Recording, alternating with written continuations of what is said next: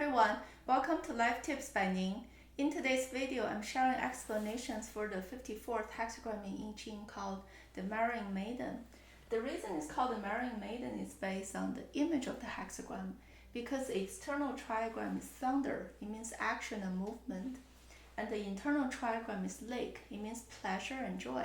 So combining the two messages together is saying people tend to act based on their impulse, based on what brings them pleasure and joy, versus having a long-term grit process to have a sustained result. It might give you temporary pleasure and comfort or joy, but it's very short-lived. It's not going to be a sustainable long-term success. This one is a paired hexagram with the 53rd one. Remember, the 53rd hexagram is about gradual progress. So both are paired, meaning they're teaching the same wisdom from opposite perspectives. It's the yin and yang end of it.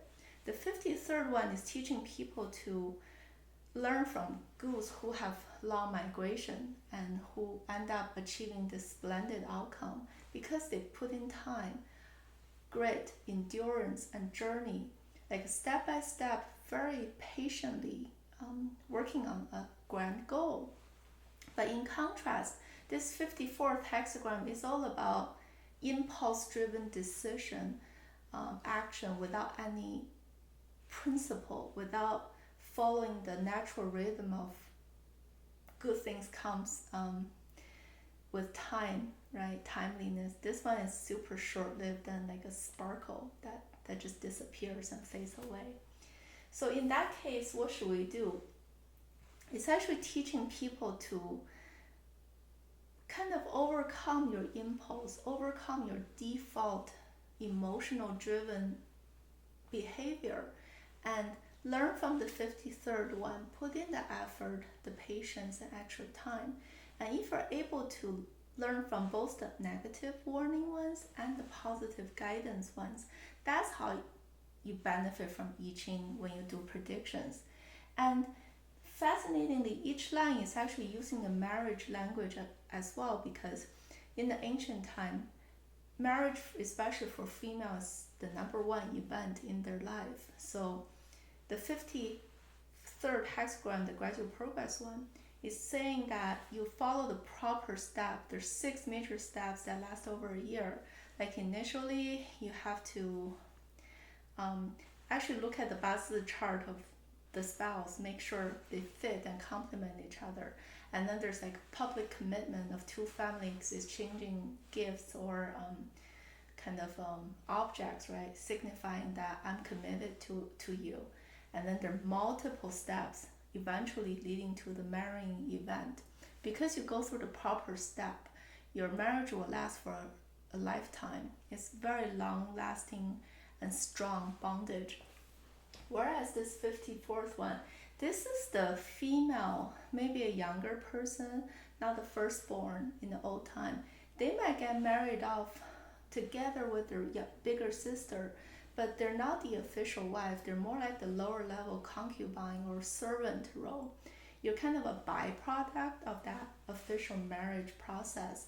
So you didn't take this proper process. You're acting based on impulse, or you were placed in a very improper and unearned position. Because of that, of course, your end result won't be supreme success. You just have a mediocre life because of that improper placement. That's why the individual lines are also using this from this maid's perspective, getting married off. What should you do in that circumstance? The first line is saying, understand you're in this lower position. Don't have this desire that's unmatching your level. Be happy with where you're at. Follow other people's directions and orders with a very humble attitude. That's how you can preserve yourself and prevent from further harm. However, if you have this strong desire to get something out of reach, totally not aligning with your lower birthright or lower position, then you will incur tons of danger for yourself. The second line is the same thing. This maid might have a lot of competency, intelligence, attractiveness, whatever. But too bad you're not in that official wife's role. So you're in a unfavorable, restrictive environment. In that case, maintain your integrity. Don't get yourself in the spotlight. That is not your spot. Sit in the background. Maintain your integrity. And this is the best way to preserve oneself from an unfavorable environment. The third line is not doing this type of know your place role. That's why it's dangerous. This person is so eager to grab a higher position that totally doesn't belong to her. This eagerness will lead to a lot of setbacks and disasters because it's very forced, it's not earned. You're not earning that higher level role, so whatever trick or shortcut technique you put in place will actually end up harming yourself. The fourth line is a good one because fourth and first have this pairing relationship. They're in a corresponding position. The first one is teaching you know your spot with humble attitude. The fourth one is know your time. Don't rush it. It's saying sometimes being intentional, having the patience to wait, and it will prevent you from settling for less. The better things will come to people who have more patience. So intentional delay is wise. Don't take action right away. The fifth one, the fifth is always a person in a king position. So it's saying somebody in the royal family, maybe a king's sister or daughter, is getting married off to maybe stabilize your political relationship. So this female has a lot of royal background, has a lot of high social status, but she's being married off to a guy who may already have a wife. So she's becoming a concubine, even though she has a royal background herself. So in this case, she had this virtue of taking a very balanced attitude. I'm not being so humble and humiliating myself to the point that I ignore my royal background. However, I'm also not super snobbish or arrogantly treating other people. Because of this balanced virtue, she can earn a lot of genuine respect from other people, and that will bring her good fortune.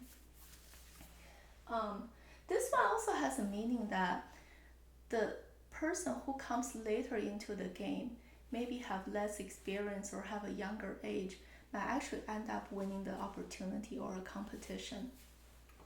Last one is a unfortunate result one as well, because this one is the essence of what happens when you don't follow the natural rhythm of gradual progress. You rush into things, you're being impatient. Anything you get is not earned, it's being tricked. It's either you're trying to trick people by flattering them, by showing off yourself, but you don't have the substance backing it up. Because of that, it's all hollow. There's no substance inside. This hollow shell, this fake movement and fake grandeur kind of act will actually yield you no result. People see through it, and there's no support, recognition, or respect from others, for people who act this way.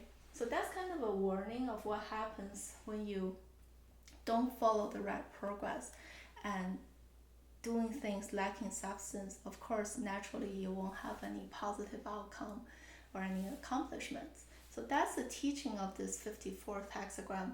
I hope you guys enjoyed it, and I'll see you next time. Bye.